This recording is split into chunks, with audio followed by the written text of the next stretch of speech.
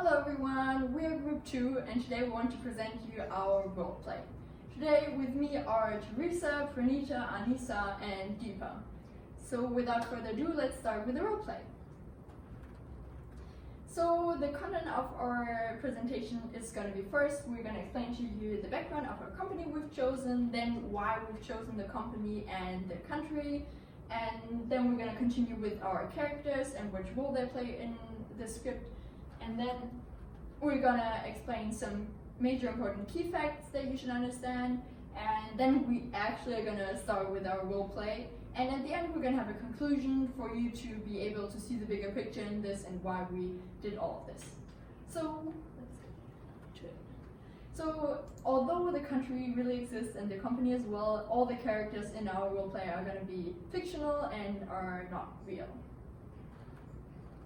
Alright, so let's get started with the background of the company. So we'll be talking about FedEx. Though it's a multinational corporation, its operations in Australia actually started in 1989. They do a variety of shipping and delivery services, so like envelope packing, sea freight, air freight, and several other things. But basically, it's transporting goods from one place to another. Now, some of the roles and positions that we do have are handlers, so the people who do the physical tasks, courier drivers, the people who drive from place to place, operations management officer, as well as import and export customs officer, because when you export things from one country to another, you need to interact with the customs office in that country itself. Moving on. Now let's explain to you why we chose Australia as a country we're working in and FedEx, the company what Pranita just mentioned. So in Australia, there are actually a lot of part-time workers. Around 25% of all workers are part-time workers. And they, especially international students and Aboriginal workers, face the problem that they're being underpaid and not properly paid according to the Modern Work Awards.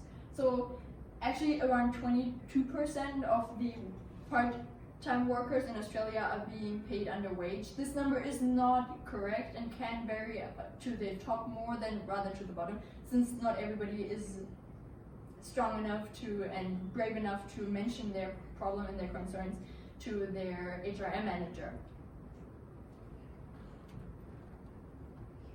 Now we would like to introduce the characters in our role play. So I will play as the indigenous and part-time employee, will play as Emily Brown, and Anissa will play as Amanda Lee, which is the employee of and international part-time workers. And next, Deepa will play as Miss Erica Green, which is the trade union representative, and Lily will play as Miss Geller, which is the general manager in FedEx company, and lastly we have Pranita will play as Mr. Biani, which is the HR manager of FedEx company. So now, before we start with the roleplay, some important key factors that you should understand before we start with the roleplay. There is the Fair Work Act 2009, which is a set of regulations that is for all national workers who are working in Australia, regardless of where they come from. They are for all of them.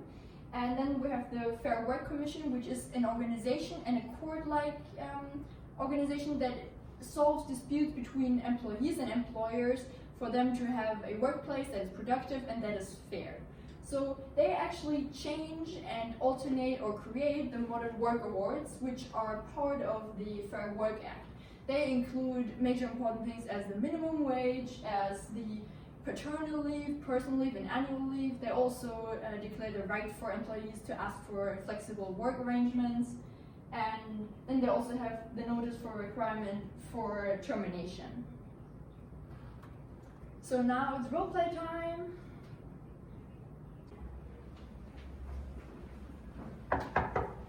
Come on in. Please take a seat. Take a seat. My name is Emily Brown. And me, Amanda Lee. Hi Ms. Brown and Ms. Lee. Today you're here to sign your contracts. Please take a look. Over here. Here are your pens. Please take a close look and ask if you have any questions.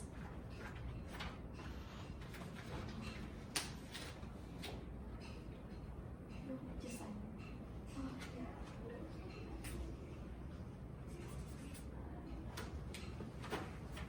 There you go. Alright, thank you so much. Here's the Thank pen. you. Okay. All right, and I'll see you guys on Monday. All right, you may see yourselves out. Thank you. Thank you.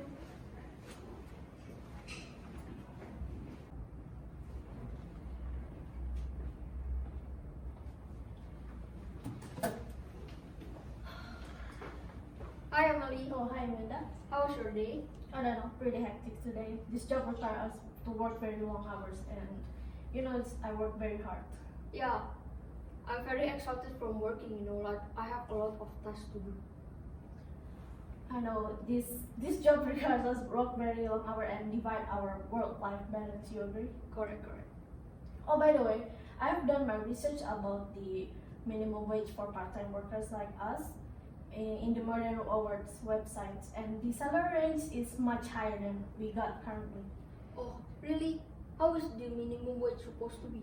It's $20 per hour. $20 per hour? Like we are only getting paid $15 per hour, right? I know, that's crazy, right? Do you think we should report this issue to the Fair Work Commissions? Because I don't think this is fair for us, especially where international student working part-time is in Australia. Yeah, we better see and have an appointment to talk to our HR manager regarding this issue because I think if we report this to the Fair Work Commission, we will mess it up. I think you are right. Maybe we should have a consultation with our HR manager first. Yeah, sure. We can go tomorrow. Sure. Let's go. Let's go.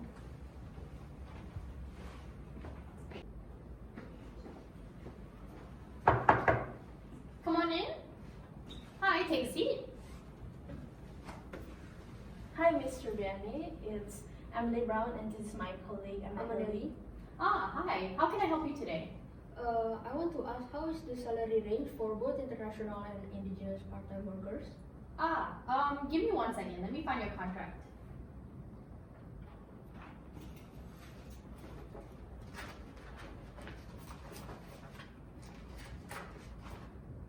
Well, according to your contract, it says that it's $15 an hour. That's But right. we heard that in the Modern Awards website, the salary we supposed to get is $20 per hour, and our current rate is so underpaid. So we would kindly ask you to consider to give us the current wage according to national employment standards. Okay, I understand your concern. I will talk to my supervisor and I'll get back to you shortly. Until then, Thank you for your time. alright. Thank you. You may see yourselves out.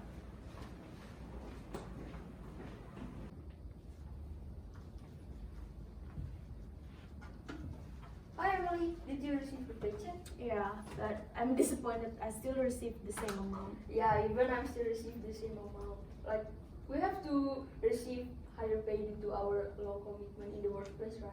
I know, but our HR manager just ignore our query, right? Yeah, I'm totally agree with you. So what should we do? I think we should address this to the trade union representative because I think they can speak on behalf of our rights as the workers, right? Yeah, it's a good idea actually. Shall we go? Yeah, sure. Okay.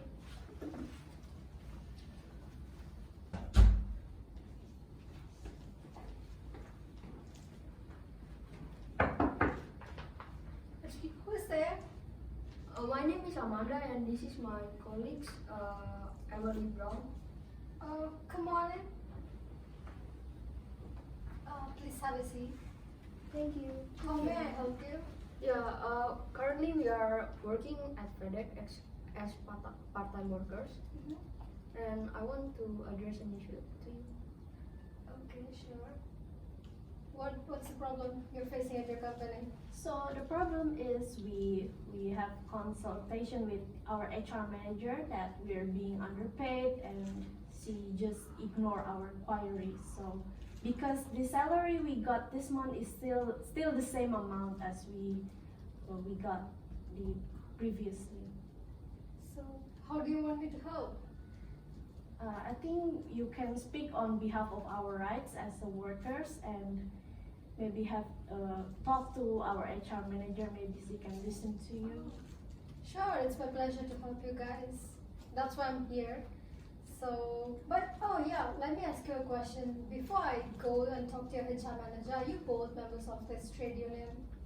We're not the member of trade union yet. Should we join to trade union before we seek for your help? As a matter of fact, yes. You do need to be members of this trade union in order for me to step in and help you guys out. So maybe you should go proceed to the front desk. Someone will be there to assist you and help you with the registration forms to fill in to become a member of this trade union. Sure. When we should come back to you? It's late today, so maybe you should come back to me tomorrow morning and we'll process with the registration forms and yeah, we'll talk more about the issue you're facing at your company. Okay, sure. Thank you. Thank you so much for your My time. pleasure.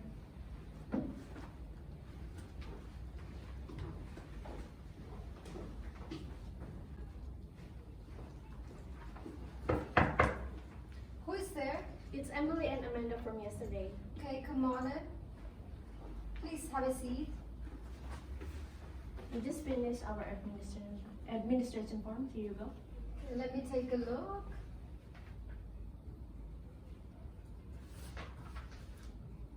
And yours? Okay, yeah, seems perfect. Let's move forward then. But before I step in and talk to your HR manager, let me ask you another question. Do you know anything about minimum salary requirements being an international as well as a professional students working part-time here in Australia? Not really, but we thought that the salary rates that we saw from Modern Work website were not applicable in non-domestic part-time workers because no changes were made in our salary. No, of course this applies to indigenous as well as international workers, but it takes a lot of paperwork in terms of contract, tax file number, medical insurances, etc. Did you both do it when you joined your company? Yes, we signed many contract, but I didn't really know what I was signed because my English was not so good at that time. And about you? And I was so desperate to get this job, so that's why I didn't really read the contract very carefully. You did a mistake. You should have immediately talked to your supervisor. We are afraid to talk back because we were afraid that they wouldn't give us job anymore. We are in need of money and we're happy to have this job. Anyways, so is this where you want me to step in and help you? Yes, sure. Could you please talk to our HR manager regarding this issue? I'll try my best. I will go talk to your HR manager, but if she doesn't cooperate with me, don't worry guys. We have farewell commission on our side, so cheer up. Don't worry. Thank you very much for your time. Thank you for bringing up the issue to me. Thank you. Have a nice day. Thank you. You too. See you.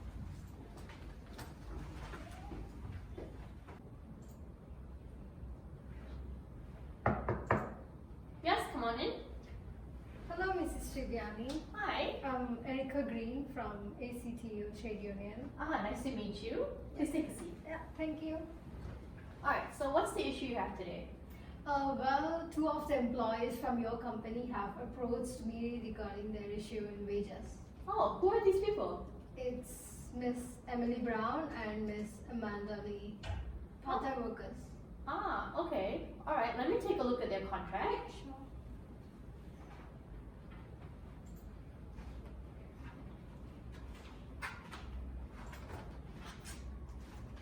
Miss Amanda Lee and Emily Brown, right? Yep.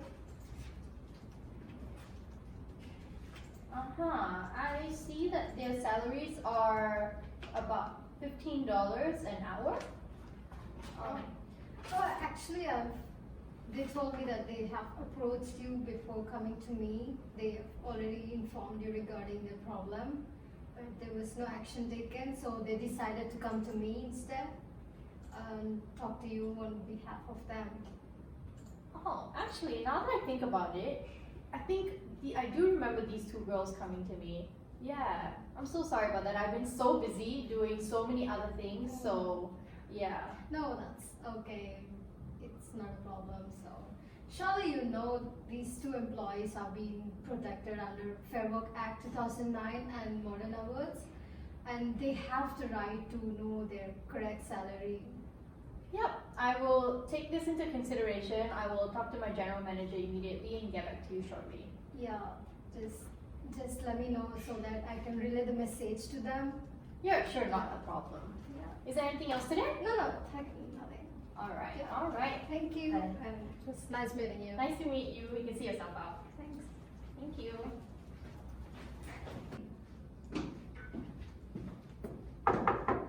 Hello, come in.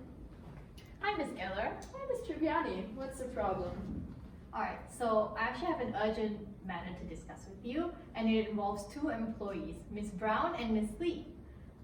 The thing is, they actually came to me about their wage issues, but I didn't attend to it, so they actually went to the trade union representative, and she came and talked to me.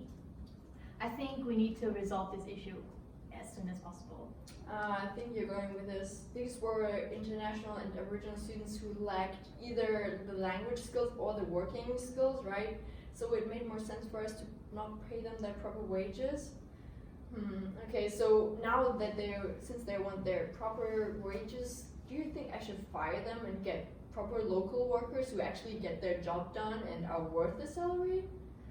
Well, you're not wrong. In the financial perspective, I think it's actually a good idea to remove these employees. But however, in the long run, that's only going to cause an uproar amongst them, which is not good for our company's reputation. I think you're right, but how am I gonna justify that in front of my stakeholders? The thing is, you can justify it by saying that it will improve the overall motivation of our employees because we're giving them the proper training and the proper salary. Okay, I think you might be right. I sometimes think too much of financial short-term causes. And then I forget what we actually stand for, right? I think we should pay them their proper wages, and since we want to have a good CSR, maybe we can use this as an opportunity and a chance to make a CSR program. Maybe train them in language and working skills so their wages actually proper and correct, right? Yeah, I think that's an excellent idea, and that's actually what I was thinking as well. I think we should work together on this and put this to our stakeholders. That's a great solution. I think I'm really happy to look forward to work with you on this program. All right, same here. Okay, happy to see you soon. Happy to see you again. See you soon. Bye. Hello everyone, thanks for joining us in our online conference today. I hope our stakeholders overseas are all doing good. We want to apologize for the inconvenience we caused. We know that underpayment of employees is a common issue in Australia, and to face that, we've come up with an action plan to actually challenge those common issues here. All right, so the lack of transparency and the lack of employee well-being is what FedEx needs to work on. So how can that be achievable? Now, if we look at the action plan, we first need to have a discussion with the board members and the investors of FedEx. Now, within this discussion, what are we going to include? We're going to have to talk about the CSR and skill development program that we will be wanting to implement to our current and future employees. Now, what will we be doing in that? Now, we're going to have classes and hands-on training on the required skill needed. Now, that obviously we will take social distancing measures into consideration. Next, we will handle with materials and resources. We will teach them the proper ways to, for example, remove or move bulky items from one place to another. Now, because of COVID-19, we will also have to think about having webinars on health and safety to all of our employees. And lastly, we need to have consultations to check in on our employees once in a while to see if their mental well-being is okay. Moving on. Now to the next part of the action plan, we want to refine our policies, and in order to do that, we want to adjust our salaries and our minimum and maximum working hours in the contract of our employees, which haven't been able to do until now, so we need to implement this right away. We also want to include trade union members in the contract signing when employees have problems with understanding the contract or having questions that they don't want to question us. So we then have to address language and working skills, the lack of it, right away when we hire them, so that we can offer them proper training in order to increase their salary when they've completed this training. We also want to have a third party that ensures objectivity in order to see on our policies, on our changes of the policies, whether they are either like both good for both sides, employees and employer.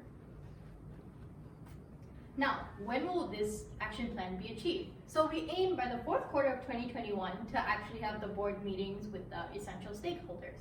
Then we'll proceed to refining our policies by the first quarter of 2022. Following that, we want to develop the CSR program, actually work on the processes step by step in the second quarter of 2022. Lastly, by the third quarter of 2022, we want to actually implement the CSR program to our employees. So thanks for joining us today, and I hope with implementing this action plan, we actually can tackle the challenge of underpayment of employees in Australia. Thanks. So this was our role play. I hope you all enjoyed it and learned something from it. Just a conclusion for you to remember all the steps we've taken through and we are important in this role play. So the challenges that international students are facing here are underemployment, and the problem that is actually being faced is that employers don't see any positivity in paying their employees the actual wage. So we wanted to show them that it's actually good for them if they implement it and if they pay employees the proper wage. By doing that, they also increase the well-being of their employees and the overall CSR of the company. Thank you. So these are references, and thanks for listening.